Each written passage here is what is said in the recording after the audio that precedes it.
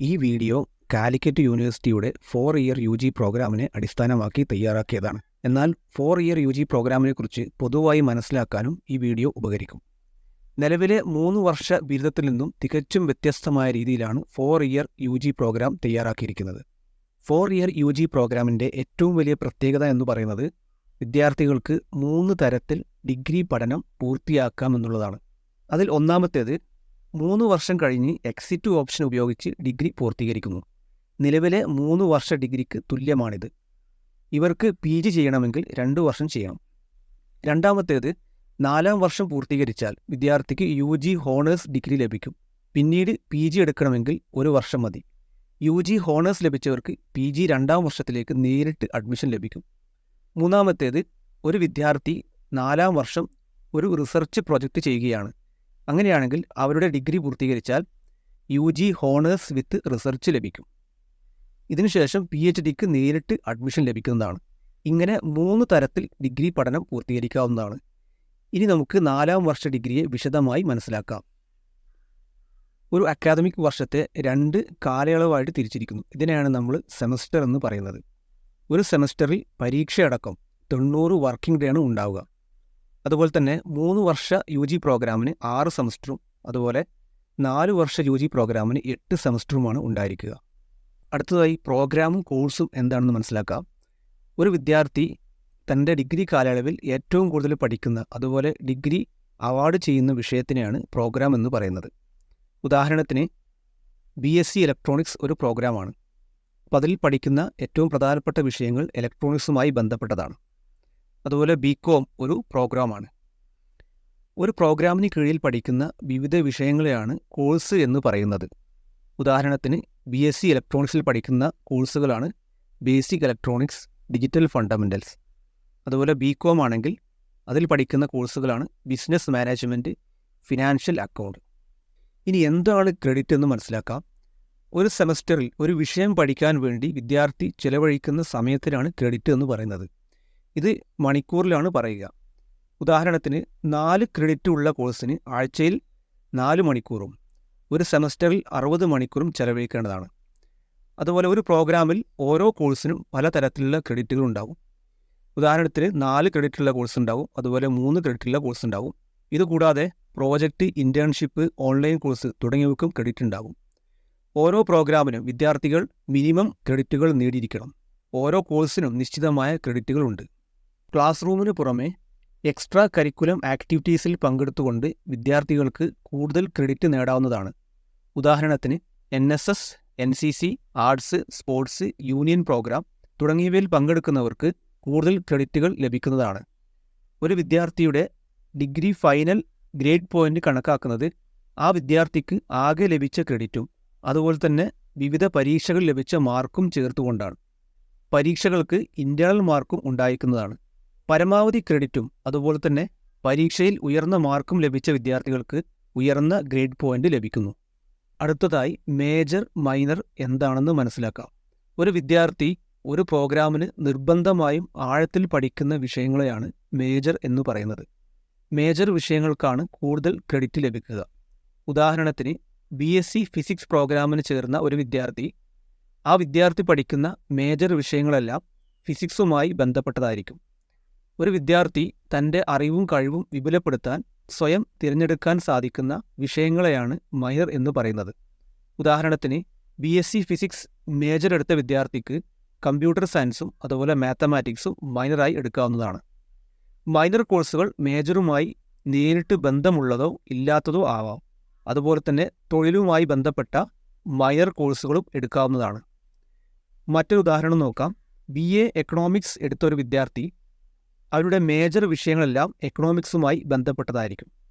അതോടുകൂടെ തന്നെ ആ വിദ്യാർത്ഥിക്ക് കമ്പ്യൂട്ടറും സ്റ്റാറ്റിസ്റ്റിക്സും മൈനറായി എടുക്കാവുന്നതാണ്. 4 ഇയർ UG പ്രോഗ്രാം ചെയ്യുന്ന എല്ലാ വിദ്യാർത്ഥികളും നിർബന്ധമായും പഠിച്ചിരിക്കേണ്ട കോഴ്സുകളെയാണ് ഫൗണ്ടേഷൻ കോഴ്സ് എന്ന് പറയുന്നത്.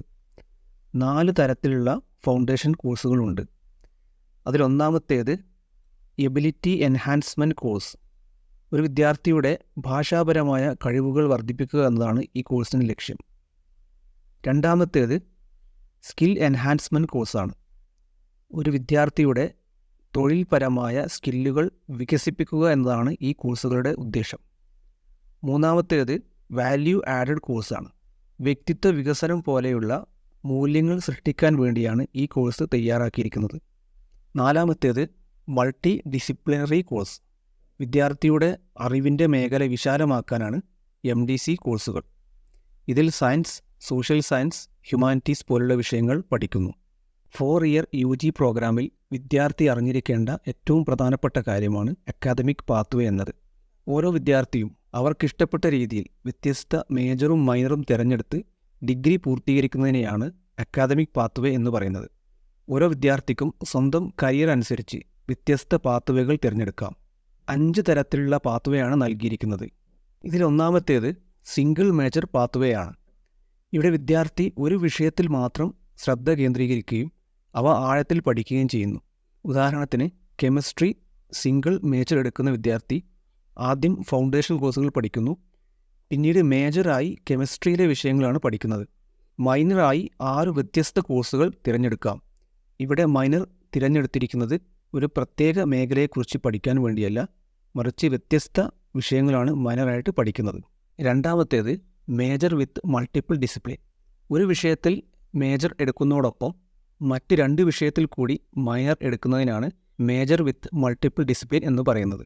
ഉദാഹരണത്തിന് physics with chemistry and mathematics. ഇവിടെ ഫിസിക്സ് ആണ് മേജർ, കെമിസ്ട്രിയും മാത്തമാറ്റിക്സുമാണ് മൈനർ.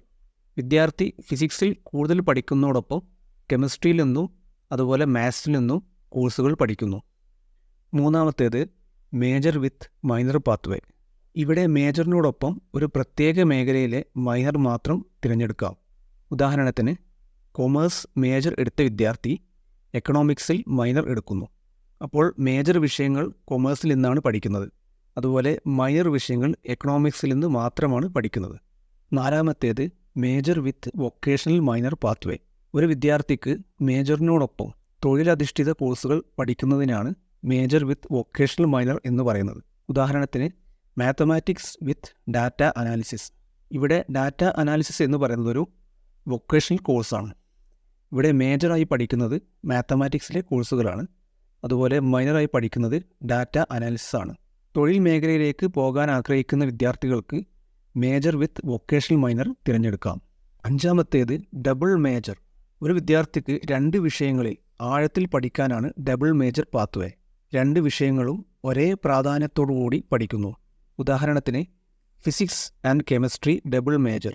മേജർ വിഷയങ്ങളായി ഫിസിക്സും അതുപോലെ കെമിസ്ട്രിയും പഠിക്കുന്നു. 4 ഇയർ UG പ്രോഗ്രാമിൻ്റെ പ്രത്യേകതകൾ എന്തൊക്കെയാണെന്ന് നോക്കാം. ഒന്നാമതായി അക്കാദമിക് പാത്വേ. ഓരോ വിദ്യാർത്ഥിക്കും അവരുടെ കരിയർ ലക്ഷ്യങ്ങൾക്കനുസരിച്ച് വ്യത്യസ്ത പാത്വേ അതുപോലെ മൈനർ തുടങ്ങിയവ തിരഞ്ഞെടുക്കാൻ സാധിക്കുന്നു. Direct research. 4-ാം വർഷം കഴിഞ്ഞാൽ വിദ്യാർത്ഥികൾക്ക് നേരിട്ട് റിസർച്ചിലേക്ക് പ്രവേശിക്കാം. Project and internship. വിദ്യാർത്ഥികൾക്ക് പ്രൊജക്റ്റ് ചെയ്യാനും ഇൻറ്റേൺഷിപ്പ് എടുക്കാനും കഴിയുന്നു.